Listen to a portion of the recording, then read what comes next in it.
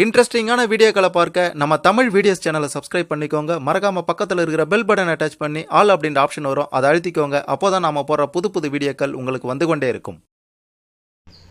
நடிகர் விஜய் மற்றும் சங்கீதா இடையேயான விவாகரத்து விவகாரம் விஸ்வரூபம் எடுத்திருக்கக்கூடிய நிலையில விஜயிடம் இருந்து சங்கீதா விவாகரத்து பெறும்போது எவ்வளவு ஜீவனாம்சம் கிடைக்கும், அதாவது எத்தனை கோடி ஜீவனாம்சம் கிடைக்கும் அப்படின்ற அதிர வைக்கும் தகவல் வெளியாகி இருக்கின்றது. அதை பற்றி தான் பார்க்க போகிறோம். அதுக்கு முன்னாடி இந்த விவகாரத்தில் யார் தப்பு பண்ணியிருந்தாலும் கடுமையான தண்டனை கிடைக்கணும்னு நினைக்கிறவங்க மறக்காமல் இந்த வீடியோவை லைக் பண்ணிக்கோங்க. சரி, வாங்க வீடியோக்குள்ளார போகலாம். நடிகையுடன் தொடர்பு இருப்பதாலும் என்னை மனரீதியாக தொந்தரவு செய்ததாலும் விஜயிடமிருந்து விவாகரத்து கேட்டு மனைவி சங்கீதா நீதிமன்றத்தை நாடியிருக்காங்க. விஜயிடம் ஜீவனாம்சம் கோரியிருக்கக்கூடிய நிலையில் விஜயின் சொத்து மதிப்பு எவ்வளவு, விவாகரத்து பெறும்போது எவ்வளவு கோடி ரூபாய் சங்கீதா அவர்களுக்கு கிடைக்கும் அப்படின்ற பல தகவல்கள் வெளியாகி இருக்கின்றது.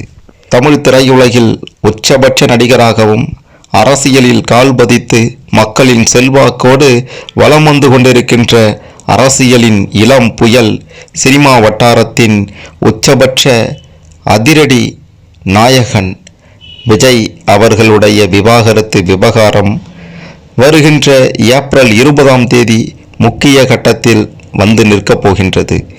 ஏப்ரல் 20ஆம் தேதி சங்கீதா அவர்கள் தொடர்ந்து இருக்கக்கூடிய விவாகரத்து மனுவானது விசாரணைக்கு வர இருக்கின்றது. அன்றைய தினம் இருதரப்பும் நீதிமன்றத்தில் ஆஜராக வேண்டும் என்று செய்திகள் வெளியாகி இருக்கின்றது. விஜயிடம் ஜீவனாம்சம் கேட்டு இருக்கக்கூடிய நிலையில விஜயின் சொத்து மதிப்பு எவ்வளவு கோடி சங்கீதாவிற்கு கிடைக்கும் என்று பார்க்கும்போது விஜய் அவர்கள் கடைசியாக 100 கோடி, 150 கோடி, 200 கோடி, 250 கோடி என்று பல கோடிகளில் ஒரு படத்திற்கு சம்பளம் வாங்கியிருக்கின்றார். இது தவிர பல இடங்களில் சொத்துக்கள் அவருக்கு இருக்கின்றது.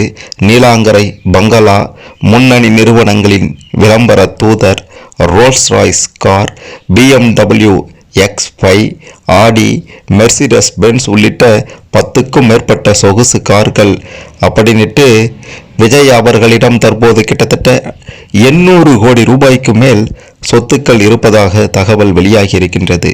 சங்கீதா விஜய் விவாகரத்து உறுதியாகும் போது விஜய் அவர்கள் எவ்வளவு தொகை ஜீவனாம்சமாக கொடுக்க வேண்டியிருக்கும் என்று பார்த்தீங்கன்னா, வெளிநாடுகளில் விவாகரத்தின் போது ஜீவனாம்சம் தொகையாக சொத்தில் 50% அளிக்கப்பட்டு வருகின்றது.